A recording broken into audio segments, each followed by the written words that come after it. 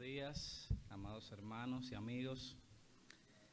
Que la gracia y la misericordia de nuestro Dios siga con cada uno de nosotros en esta mañana.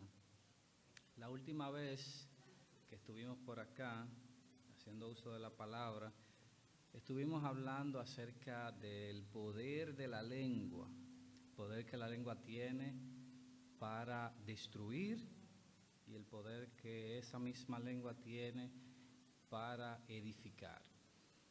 Y pues esta mañana pretendemos compartir un mensaje sencillo en su explicación, pero elemental para nosotros en sus aplicaciones. Nosotros estamos ante tiempos donde nos hacemos muchas preguntas, donde estamos viendo a diario dificultades que nos hacen preguntarnos sobre la incertidumbre que vivimos con diferentes temas. Nos preguntamos acerca de la seguridad de nuestro país, nos preguntamos acerca de la economía, nos preguntamos acerca de los valores que hoy en día se nos quieren transmitir de una manera incorrecta. Estas preguntas quizás nos llenan a nosotros de miedo muchas veces, nos invaden de la incertidumbre de no saber hacia dónde nos dirigimos, porque vemos una sociedad, nosotros hemos visto cómo están ocurriendo muchos casos últimamente donde nuestras propias autoridades están involucradas, y es penoso que las personas que están para salvaguardarnos en nuestro país sean las personas que estén atentando con los propios ciudadanos. Ustedes seguro la mayoría o quizás todos han visto los casos que se han dado con las muertes de diferentes personas. La que más ha hecho eco, quizás por tener la posición que tenía, fue de la arquitecta Leslie Rosado. Y pues uno se pregunta si estos son la gente que tienen que cuidarme, que está atentando contra mi vida, que está delinquiendo, que está cometiendo actos. Entonces, ¿qué ha de ser con nosotros? Entonces, esta mañana yo quiero que miremos algunas preguntas.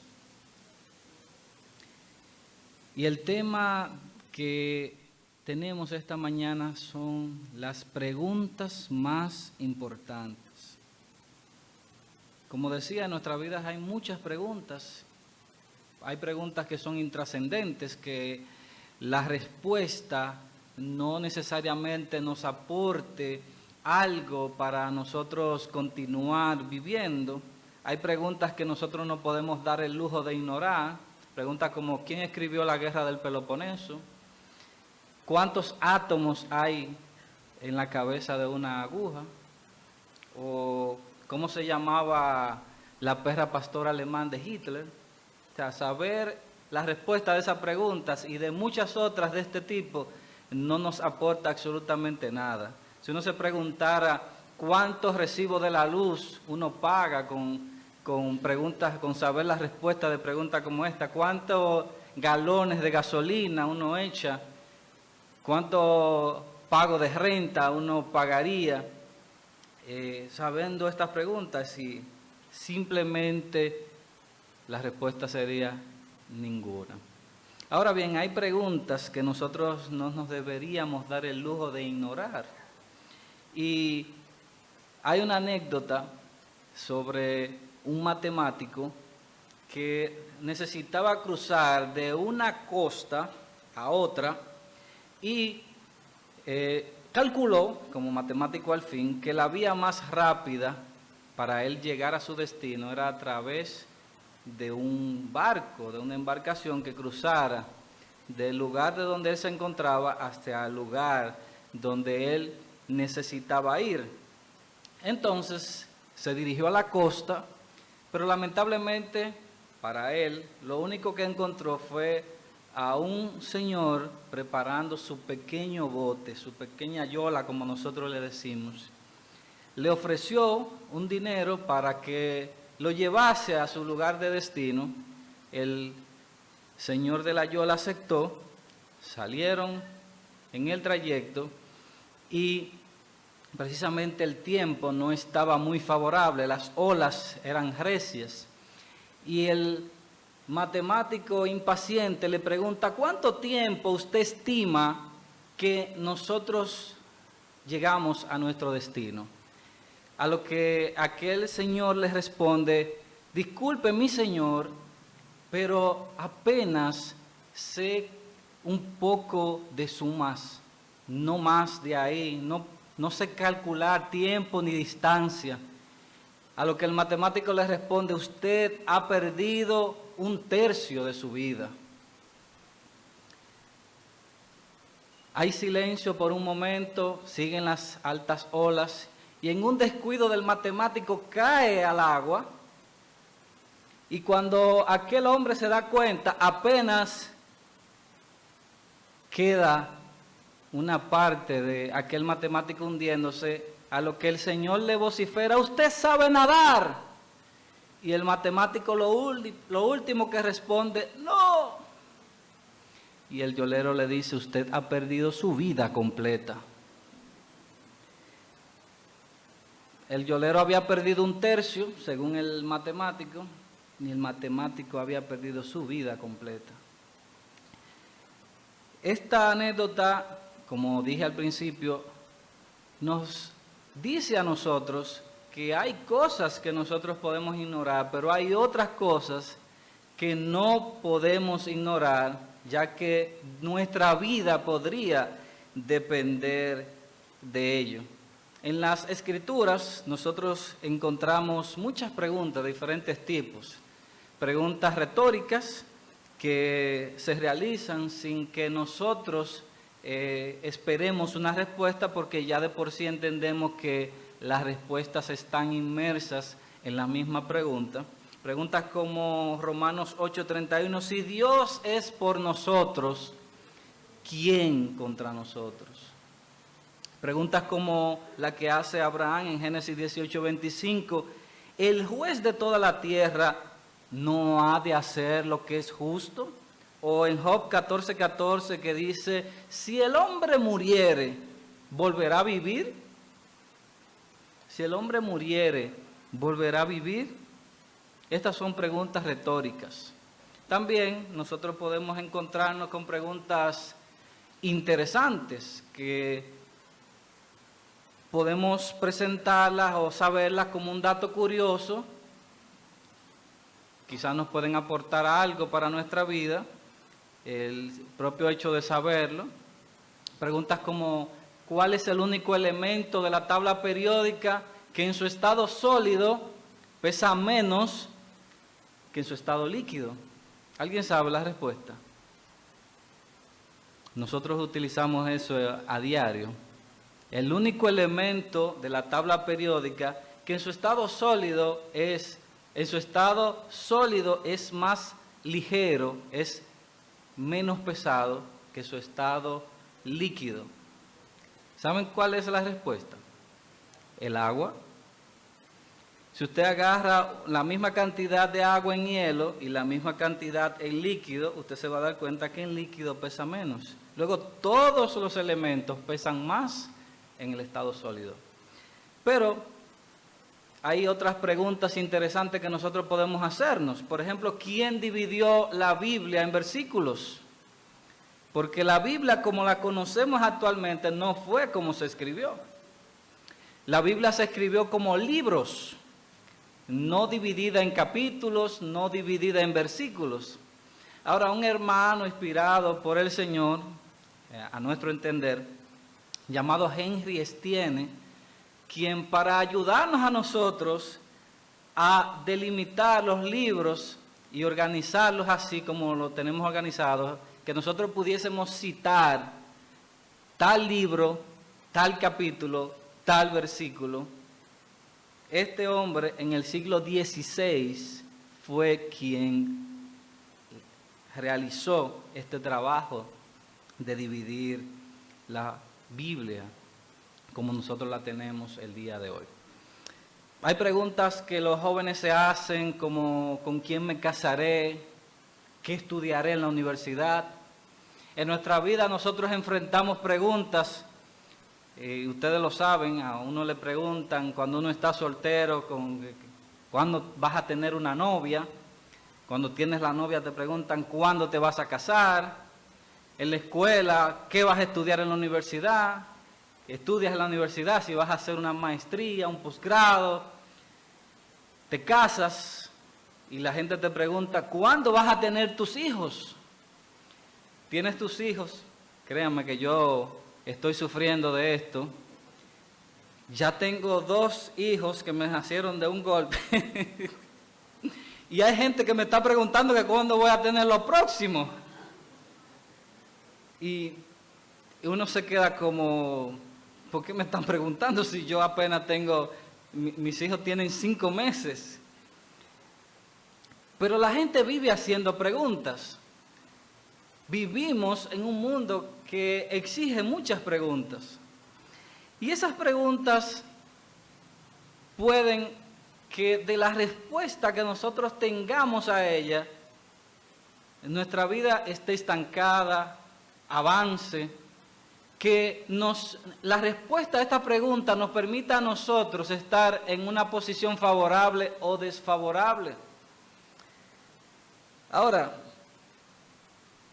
en nuestro mundo, a nivel global, hay muchas preguntas de temas que nos competen, aunque nosotros no tenemos que lidiar con la respuesta, nosotros no estamos responsabilizados de lidiar con la respuesta. Preguntas como, ¿cuándo se encontrará la cura del cáncer?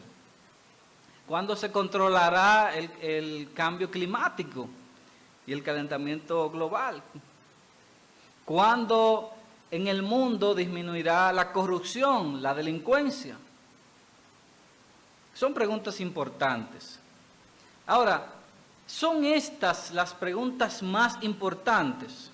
Pese a que, según unos estudios, dicen que una persona en promedio toma de 3.000 a 7.000 decisiones por día en base a preguntas, desde el hecho de que se levanta y lo que hace en todo el transcurso del día. ¿Cuáles son las preguntas más importantes con las que nosotros debemos lidiar? Precisamente 2 preguntas hemos considerado como las más importantes. Y como un dato curioso, estas preguntas se encuentran en la palabra de Dios. Y como un dato más curioso todavía, las 2 preguntas con las que nosotros vamos a lidiar esta mañana fueron hechas por Satanás. Primero vamos a Génesis capítulo 3 y su versículo 1. Génesis capítulo 3, versículo 1.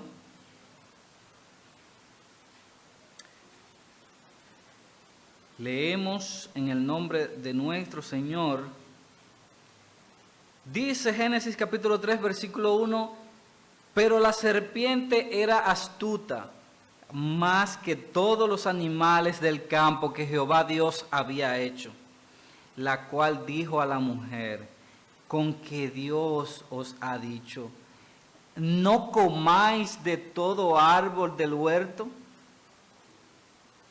Con que Dios os ha dicho, no comáis de todo árbol del huerto.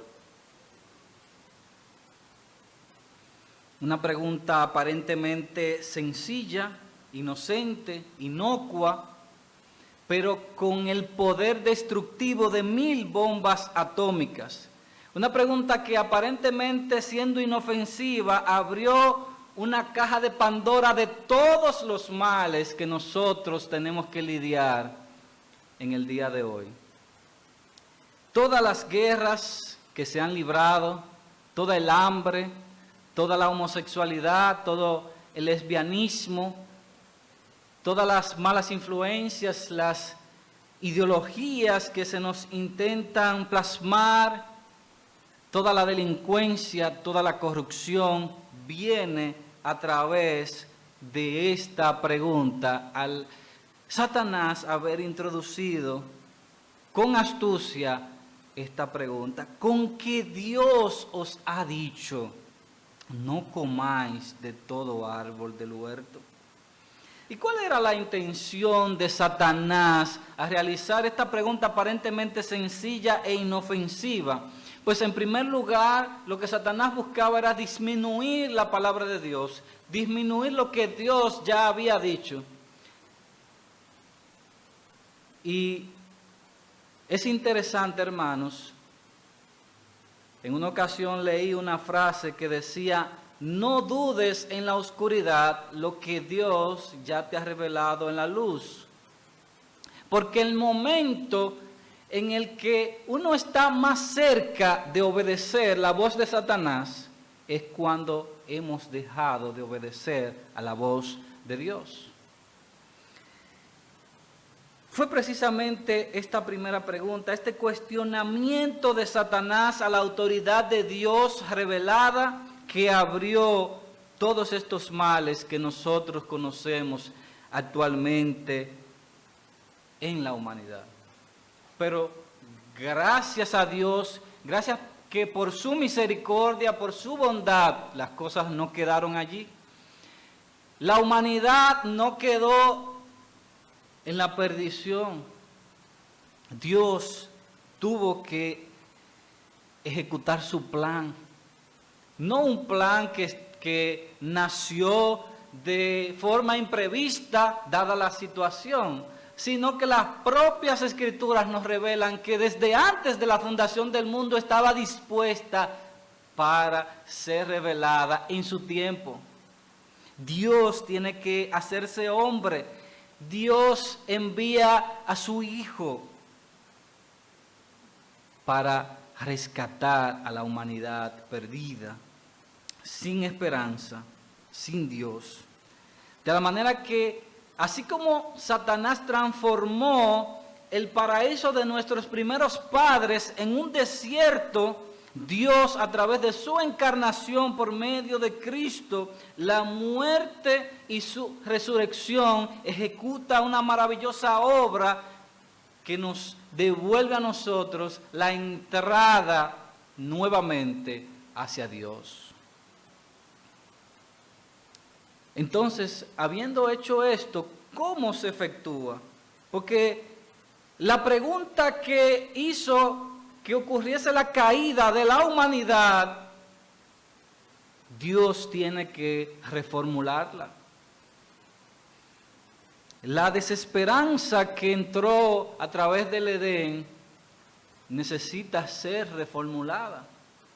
Y es allí donde nos encontramos con la segunda pregunta más importante con la que nosotros tenemos que lidiar. Y esa segunda pregunta más importante fue hecha por un hombre cruel, despiadado, conocido por su ímpetu, por su despotismo, por ser un hombre implacable. Y a lo mejor muchos de ustedes saben que estamos hablando de aquel que se lavó las manos, de Poncio Pilato. Vamos a Mateo, capítulo 27, y vamos a leer el versículo 22.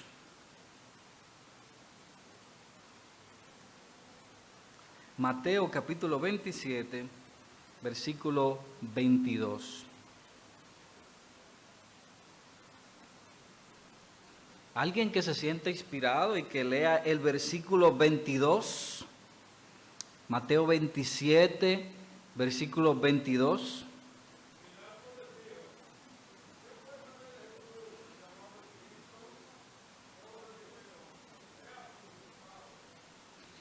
Amén. Y en la versión de las Américas dice, Pilato les dijo, ¿qué haré entonces con Jesús llamado el Cristo? ¿Qué haré entonces con Jesús llamado el Cristo? Y fíjense, hermanos, que nosotros sabemos la historia de Pilato, de cómo llegó incluso a través de su esposa a la conclusión de que no debía tener nada que ver con la muerte de este justo. Sin embargo, era que tenía la autoridad para tomar, la única persona con la que tenía autoridad de decidir. Ahora, me llama la atención que en un pueblo que no había democracia, no sé si ustedes saben que los judíos estaban siendo subyugados por los romanos, estaban bajo el yugo del gobierno romano, no había una democracia, había una tiranía, había una imposición. Pero resulta y acontece que por primera vez en mucho tiempo los judíos tienen democracia, pueden elegir qué hacer con un acusado, pero no se queda allí la cosa. Ellos mismos, todos, echaron a un lado sus propias leyes. En el Talmud se especifica que un acusado, sin importar la acusación que se les realizara, tenía 40 días para demostrar su inocencia. Tenía 40 días para que si apareciese alguien como testigo ocular o con las evidencias suficientes para inculpar a esa persona pudiese ser liberada. Pero también podía recibir un indulto de parte del emperador. Y aquí está Pilato luego de que el pueblo decide soltar a un ladrón, soltar a un asesino, y ellos dicen que condenen a Jesús. Y Pilato, utilizado por el mismo Satanás, dice, ¿qué haré con Jesús llamado el Cristo? Y todos le dijeron, sea crucificado. Esa misma pregunta es la que la palabra de Dios nos está haciendo a nosotros en esta mañana. Y dependiendo de la respuesta nuestra, sea positiva o negativa, estaremos marcando nuestras vidas. ¿Qué haré de Jesús llamado el Cristo? Yo, como luminar, he sido puesto como luminar en esta tierra. Yo que he sido puesto como la sal. ¿Qué hago de Jesús llamado el Cristo en mi casa? ¿Qué hago de Jesús llamado el Cristo con mis amigos? ¿Qué hago de Jesús llamado el Cristo en mi trabajo, con mis relaciones? Fue penoso ver, yo en calidad tanto de informático como de también pertenecer a una empresa de telecomunicaciones, ver el día lunes cuando resulta y acontece la caída global de WhatsApp, de Facebook y de Instagram. Ver la dependencia que hay en este mundo sobre estas redes. Ver cómo las personas se sentían frenéticos, se sentían paranoicos por no poder estar mirando las redes, por no poder estar chateando con alguien, por no poder estar viendo las fotos de alguien o de algo en Instagram, por no estar pudiendo ver las publicaciones de Facebook. Fueron muchas personas que son tan dependientes de esto que ni siquiera se dieron cuenta que el problema no era Internet. El problema eran estas redes que no estaban funcionando. Y nos visitaron mucha gente diciendo, me escribieron mucha gente diciendo, el Internet no me está funcionando. No se dieron cuenta de que funcionaba todo lo demás y que el problema no era el Internet. Hubieron gente también que tuvieron la osadía de ir a la oficina donde trabajo y decir, yo sé que no es el Internet, pero yo quiero saber por qué aquí en la compañía me tumbaron mi Facebook, mi WhatsApp y mi Instagram. Y nosotros nos quedamos como, ok, ¿por qué tendríamos que hacer eso? Simplemente por la paranoia de no entender que estas plataformas estaban caídas y las personas necesitaban urgentemente que volviera a funcionar. Por más de 6 horas, no sé si ustedes todos sabían que Facebook, como una corporación, es dueña de WhatsApp y es dueña de Instagram. Quizás no todos utilicen estas plataformas, pero quizás la mayoría las conoce. Y ante esa situación uno se pregunta, ¿hacia dónde va el mundo? ¿Hacia dónde está mirando la gente? ¿Cuál es el Dios de este siglo? Donde una persona no puede vivir si no está chateando, si no está compartiendo su vida en Internet, si no está compartiendo o mirando, o como dice un amigo mío, llevando vida por ahí. ¿Qué haremos entonces con Jesús llamado el Cristo? Y de esta pregunta, hermanos, amigos, es de la cual depende toda nuestra eternidad. Si hay algún amigo aquí que aún no ha tomado la decisión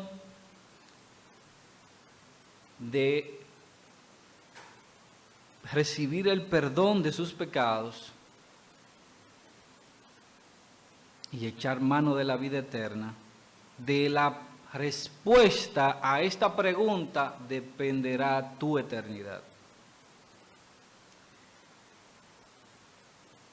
Esta pregunta fue por la cual Dios se hizo persona.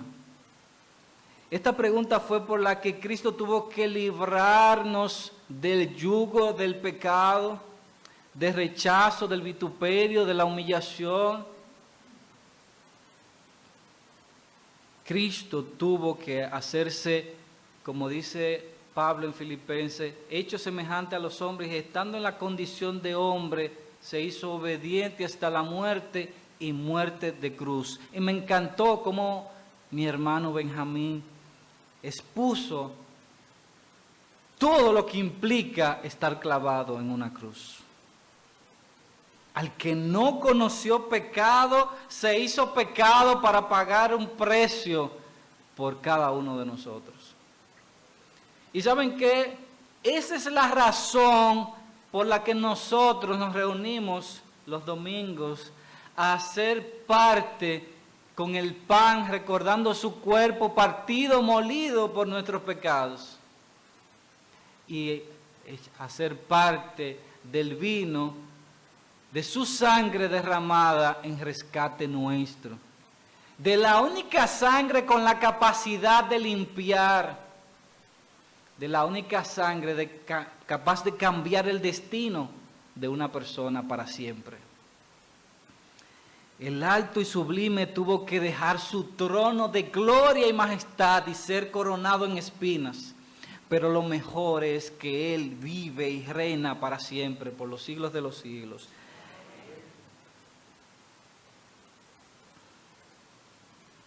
Y todo esto para que nosotros le demos respuesta a esa pregunta. ¿Qué haremos con Jesús llamado el Cristo? Y yo quisiera preguntar y que usted se responda, y yo también, ¿qué estamos haciendo con Jesús llamado el Cristo? ¿Qué estamos haciendo en nuestro diario vivir con Jesús llamado el Cristo? ¿Está Cristo en nuestras conversaciones con nuestros amigos? ¿Está Cristo presente cuando tenemos problemas en nuestro matrimonio? ¿Está Cristo presente cuando nos falta dinero para resolver? ¿Está Cristo presente cuando no tengo trabajo? ¿Está Cristo presente cuando estoy enfermo o cuando tengo un familiar enfermo o cuando me ha fallecido un familiar o un amigo?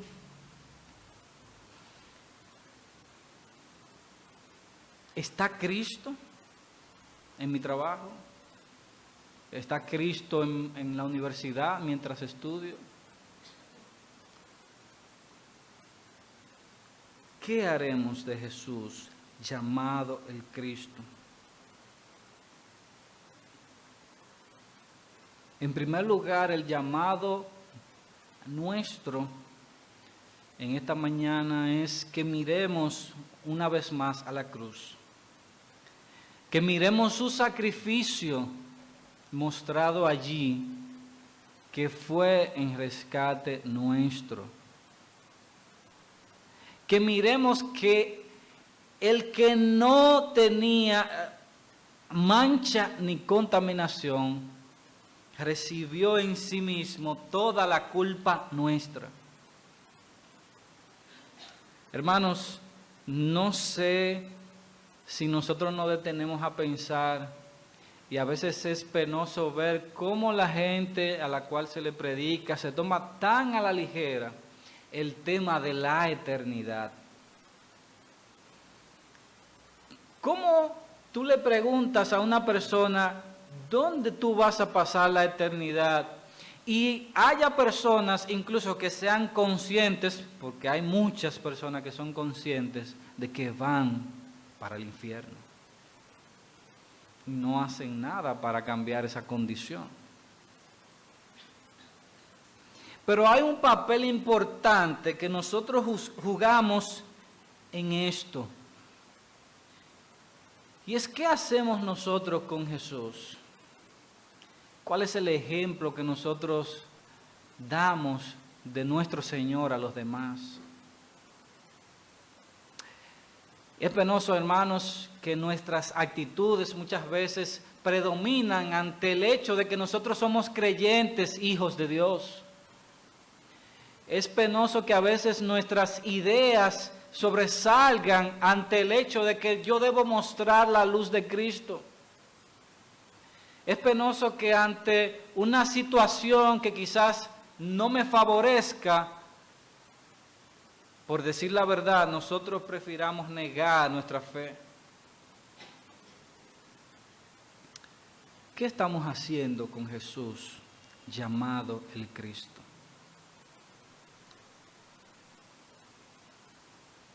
Ante nuestra sociedad que se pierde sin esperanza, sin Dios, ante falsos que se han levantado y le han dicho al mundo, supuestos pastores que han sido considerados ladrones, han sido considerados pederastas, estafadores. Y el mundo se pregunta y nos mira, nos juzga. Y lo lamentable es que nos echan en una bolsa, en una sola bolsa, y dice, mira lo que hacen los cristianos. Pero ¿qué nosotros estamos haciendo con Jesús, hermanos? ¿Está Cristo como el centro de nuestra vida? Dice la palabra de Dios que nosotros somos luz y sal.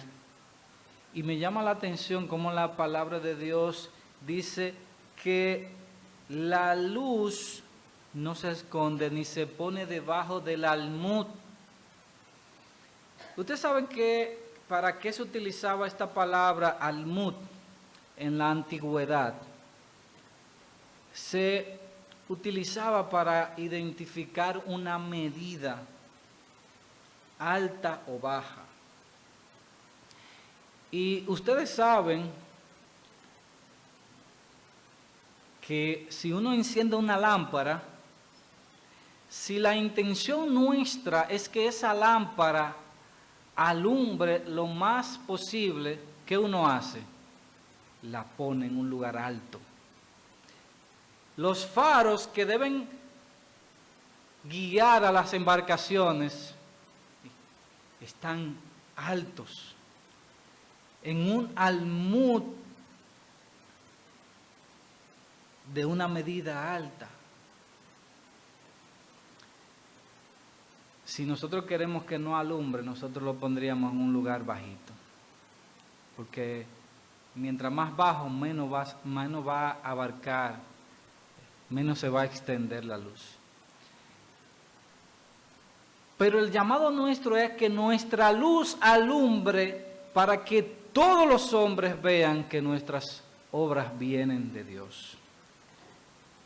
Pregunto una vez más, ¿qué haremos nosotros con Jesús llamado el Cristo? La iglesia en estos tiempos está llamada a orar por la sociedad, a orar por nuestros gobernantes, a orar por las personas que nosotros tenemos en eminencia.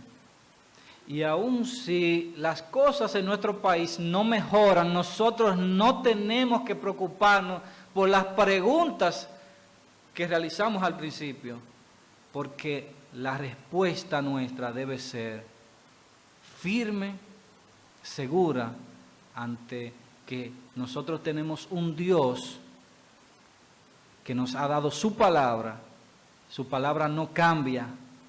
Su palabra es la más actualizada pese a más de 2000 años. Su palabra es segura y nosotros tenemos una esperanza firme en Él.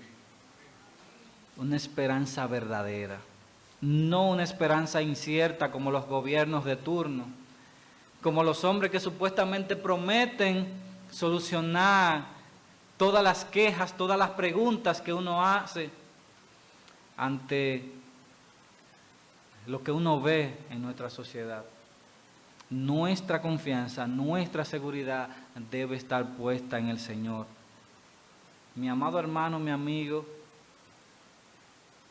no importa la deuda que usted tenga, el problema que usted esté enfrentando, físico, emocional, espiritual,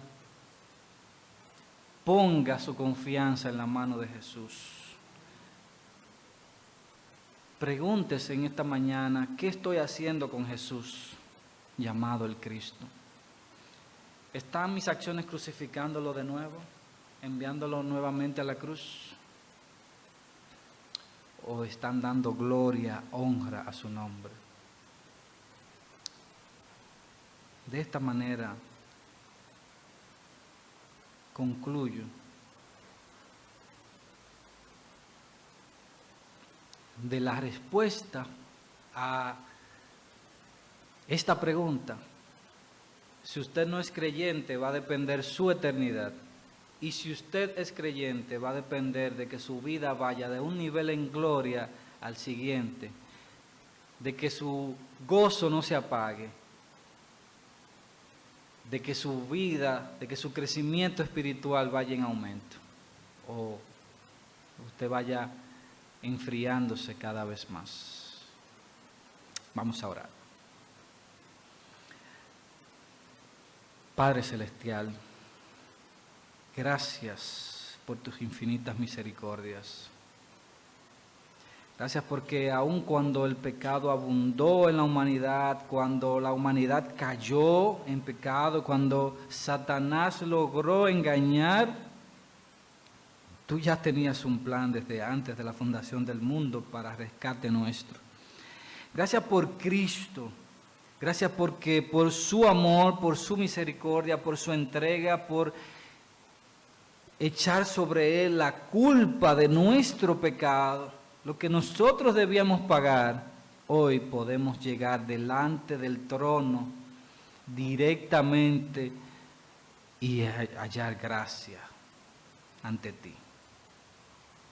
Esta mañana te hemos alabado, hemos bendecido tu nombre, te rogamos que hayas recibido como lo grato. Padre, te quiero rogar en esta hora que si hay algún hermano que está pasando por dificultades de cualquier tipo, si hay hermanos que se sienten fríos, si hay algún amigo que no ha dado el paso de echar mano a la vida eterna, que tu Espíritu Santo esta mañana obre en favor de cada uno de ellos. Rogamos que tú sigas derramando bendición sobre esta iglesia y sobre cada uno de nuestros hermanos. Gracias por tu palabra. Ayúdanos a vivir en consecuencia de lo que hemos aprendido de nuestro Señor, de lo que hemos aprendido de Cristo, y que cuando tengamos que lidiar con la pregunta ¿qué haremos con Jesús? O ¿qué estamos haciendo con Jesús llamado el Cristo? La respuesta sea tan simple como honrarte, darte gloria y honra en todo momento. Te rogamos y te damos las gracias en nombre de nuestro Señor y Salvador Jesucristo. Amén.